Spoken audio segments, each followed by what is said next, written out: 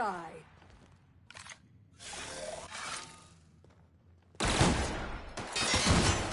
Cut him off.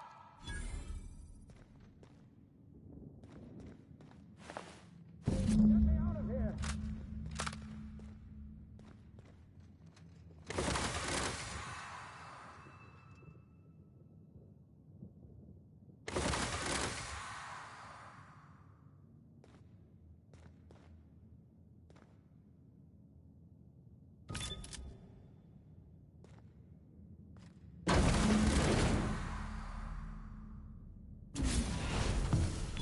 You don't know how glad I am to see you. You did the right thing.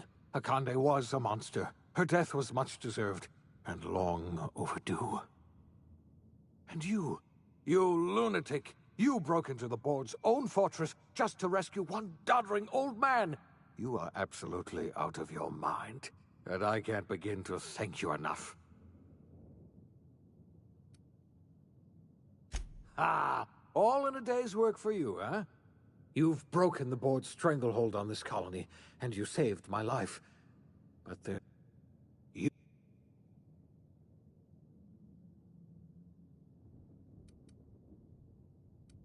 I would like nothing more than to celebrate this victory. Hold on. You mean... We're... Yes, we do.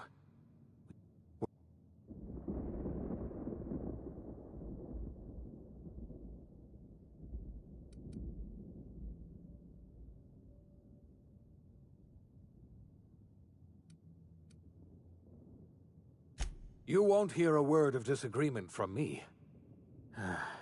When I revived you, I thought we were going to save this colony all by ourselves. We can't save Halcyon on our own. We're all going to have to pull together. We are not a colony anymore. Our last connection to Earth has been severed. I don't know if we'll survive, but...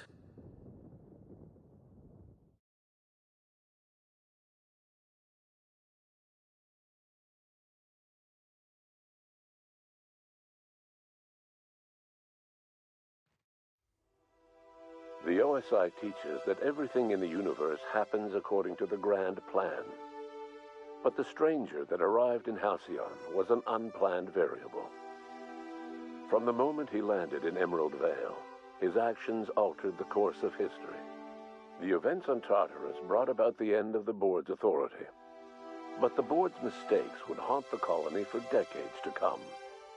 The damage they left behind would require the work of a generation to repair. Dr. Phineas Wells began reviving a handful of the Hope's colonists, engineers, scientists, technicians, and intellectuals. They were among the brightest minds the Earth had ever sent out into the stars. The Hope scientists and engineers woke up in a colony descending headlong into total collapse. With no way to return to Earth, they had no choice but to band together and devote themselves to the cause of saving Halcyon. The people of Halcyon were nothing if not hardy.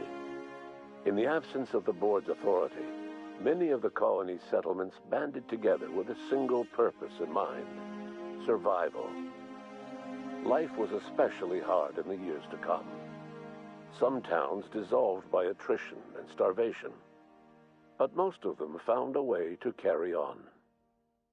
In the years to come, Halcyon was forced to reckon with its newfound freedom.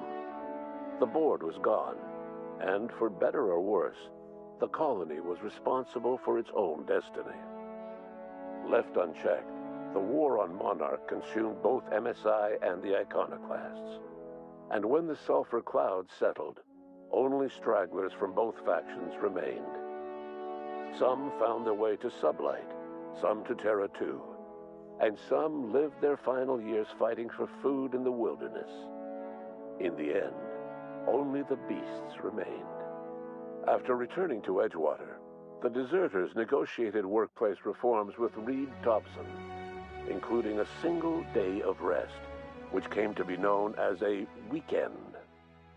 As the world around him changed, Thompson found himself pining for the old days. He was known to spend his weekends in the cantina, nursing one of the few remaining bottles of Zero G, and repeating to himself, "It's not the best choice, it's Spacer's choice." As for Adelaide McDevitt, she tended to her garden in solitude for another year before passing away. Her body was discovered some months later when Reed Thompson paid her a visit in an effort to make amends. Her remains were buried in a place of honor underneath the floor of the Edgewater Cannery. Reed believed this was what she always wanted. Junlei Tennyson fought to protect the groundbreakers' independence. While the board's influence faded, mechanical difficulties forced her to rely on parts that only corporations could provide. The cost was high, and time would tell if Junlei could balance the work with her aspirations for a better future. The rediscovery of the Hope and the abandonment of the lifetime employment program forced Byzantium to come to terms with some uncomfortable realities about the state of Halcyon. While Byzantines were reluctant to surrender the luxuries they'd grown accustomed to, the board's diminished authority gave them little choice in the matter. Nearly everyone had to learn to make do with less. Some even had to get jobs. It was a dark time indeed.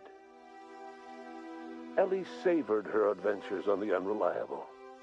Once they were done, she returned to life as usual, running missions of dubious legality, shunning respectable work, and living life to the fullest. She meant to reach out to her one-time captain, but she was always bad at keeping in touch. Life in Halcyon was sobering for Felix Millstone. The grand revolution he dreamed of never came. There was no great awakening for the colony, no celebrations in the streets. There was only the hard, desperate work of trying to repair a broken colony. Felix never had a head for numbers, but if there was labor to be done, he was there to help. Eventually, Felix realized that the work of a revolution was done with two hands. Though Parvati eventually grew comfortable aboard the Unreliable, she never quite came out of her shell. She seemed to prefer the company of Ada to the crew, and she could often be found neck-deep in cables and grease, telling Ada funny stories from her childhood. While the colony fell into chaos, she found an island of relative peace with Ada, and they formed an unusual bond. She decided to remain aboard the Unreliable permanently as its chief and sole engineer. As hard as she tried to drink them away, Nyoka's memories eventually overcame her. Traveling with the crew served as a constant reminder of the family she'd lost, and so she eventually returned to Monarch to get back to what she found most comfortable: the deep end of a bottle and the far end of a trail. Few have seen her since, but travelers often swear they hear her and her machine gun in the night, screaming swears and spitting bullets. Before his untimely death, Captain Alex Hawthorne had plans to restore and modify, for combat purposes, a sanitation and maintenance automechanical that he'd found in a state of disrepair in Emerald Vale's scrapyard. That unit remains broken down and forgotten in the Unreliable supply closet to this day. Minister Clark was released from house arrest, and his contact with you gave him a sense of renewed purpose and vigor. Once it became clear that no help would be coming from Earth, he threw his considerable efforts and talents into helping Halcyon manage the crisis before it. As for Dr. Phineas Wells, he spent his remaining years in his orbital lab. Though he was always haunted by the failures of his past, he was determined to make things right by building toward the future. Dr. Wells was able to revive many more scientists and engineers than he first expected, thanks to the additional batch of chemicals you stole from the Ministry. Wells never forgot about the human lives that were lost in acquiring these chemicals. The revival project was hard and painful work, but in the end, despite limited resources, over half the Hope's colonists were successfully revived. Even after Wells passed away, the Hope scientists and engineers worked night and day to pull Halcyon from the brink of collapse. Their efforts continue to this day. which may be reason enough for optimism. Dr. Wells laid the groundwork for the project to save the colony, but he would never live to see the fruits of his labor.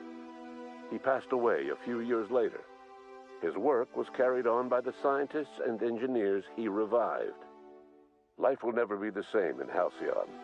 It is widely agreed that the colony has a chance of stabilizing. And what about you brought an end to the chaos on top?